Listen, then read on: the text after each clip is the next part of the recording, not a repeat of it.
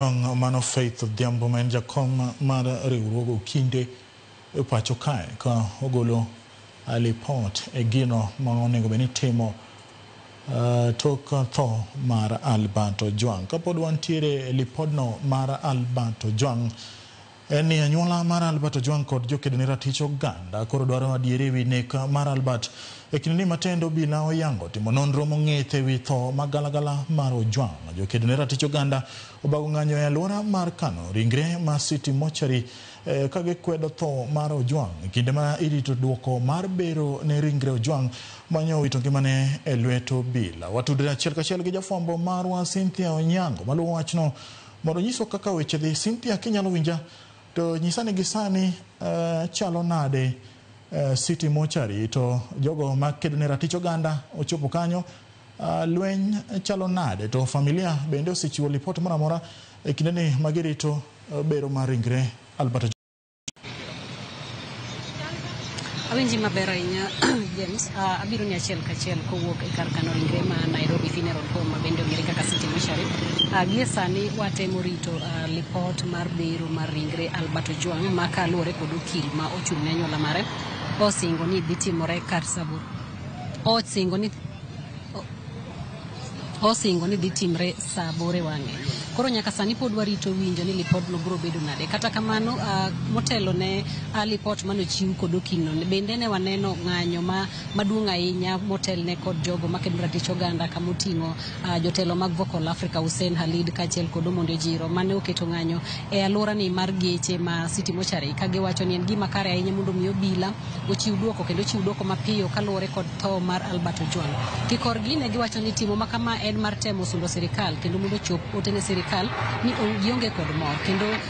ok gine ka en gima ber ahinya ni polis ema en achich e nek mar Albert Ojwang, to kendo nyaka sani bende polis onogo achielno ema iketo mondo mi obed ni timo nonro mar tho makamano. Bende ka poni anyalo mana mi paro matin kapok adhi mbele ahinya, wan kod Omondi Ojiro kama bende ne en achiel kuom jogo mane otelo ne ng'anyo makama, kendo chien kanyo bende ne waneno ka gimako obila moro, ng'at ma giwacho ni en obila ma giwacho ni ne obeto donjore e ng'anyo margi. Omondi, kaponi inyalo mana chiwo duoko ne janeno, ang'o manotimre chien kanyo, nikech waneno ka beto mako ng'ato ma uchich ni en obila ka owacho ni en achiel kuom jogo ma uparo ni ne bet ka tipo to chiwo ne sirikal.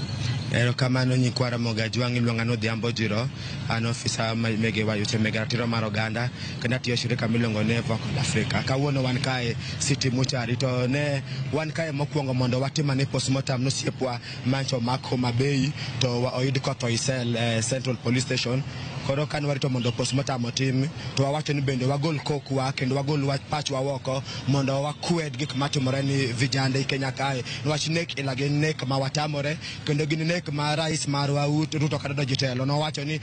sirikal ok bi bet kod nek ilage matimore. To seche man wach kako ng'anyo no to wayudo ka jogo mwaluongo ni wajasusi ama jo intelligence NIS achiel kuom gi nobiro kuomwa to wuondre en achiel kuomwa batogowa piche to wang'eyo ni ng'anyo manotimre mar Gen Z ng'eny dhano manok omaki bolalgo bonegi nolalgo because ne jo jasusi gi jo DCI ne donjo kuomwa to gowa picha bendo duogo lal kodwa. Koro ne wa identify wach wang'e bwa make through people's arrest bwa ng'isen wukae ama ibende koro wakaw ni atua to no yene enen mjasusi enja na yes bo ye bo wacho namba mari mar tich bende wagole mondo okuomwa bang'e bende wayudo bende nyako moro bende ma bende enja na yes bende wayude bwa penje to yie bang' se bas kiseyie koro delete piche ma in go simbi to mondo idhiyo. Koro en tabia marach ni nyaka jogo mondo ben ritowa seche mwadhi ng'anyo bende koro donjo kuomwa mondo kaw maling'ling marwa to gima gidhi tigo wakia but wang'eyo ni gima gidhi tigo na mondo gichak lure kodwa gwa bende gimanywa mondo ginegwa ama gilal kodwa.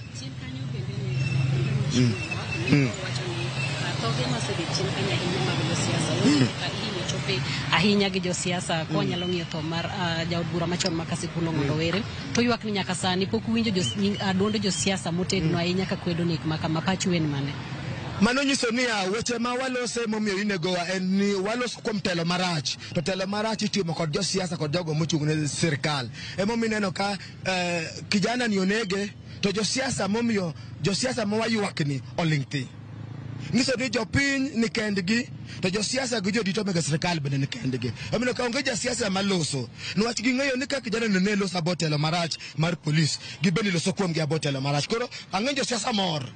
ni jogo maloso kuomgi kendo jogo mapenjo gi weche matek koro negi emomiyo josiasa toling te emomiyo bende wawacho ni japiny weuru keto geno kuom josiasa na josiasa emomiyo wan i hali ma wantieni to josiasa emomiyo walal to wan bende wapenjo jo Kenya ni pod ang'o mi un kod wamini kuom josiasa to josiasa ni kod inego to uling ti wawacho ni ang'o mi ta governor kata mna MP kata mna women rep kata mna jatelo mar sirkal president mar pinyni poko golo pache to kane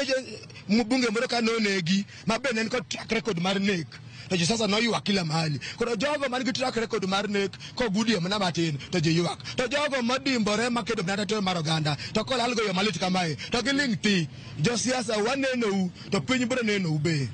mano ema dhi mbele James kata kamano gie sani pod gima otemo neno ka ni ng'anyo to beto dok chien matin polise ne omedi kendo med e kwan mamalo ahinya kata kamano jogo mane ng'anyo ka owuok kendo odok e stesendo bila ma Central Police Station ka giwacho ni ywak gi makae gi sani pod gikete break matin kendo giwuok gidhi e karkano atesendo bila ma Central Police Station kama giwacho ni kuro bende gidwa dhi chiwe ywak ni mar ne gisingo ni nyaka gichop kuro kendo ginyis obila man kanyo ni gin kod mirima kendo gin kod ywak ka gidwaro ratiro makare nyaka yudre tok mana ne Albert kende man nyaka ne jogo mano makode parni bende nitiere kijana moro manyinge Kevin mano makod Albert nyaka sani mwalose ni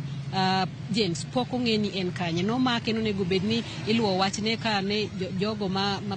kendo raticho ganda temo luo kama intie oyudni oonge kata mana Milimani Police Station kama ne ntiere koro ywak gi giwacho mana ni sirikal onego wuog oko kendo chiwa rita kendo rit ngima jogo duto kata bed mani ng'ato nigi ketho kata oyo gisani pod wantiere kar kano ringre ma City Mochari ka kwarito report makare mar Beru James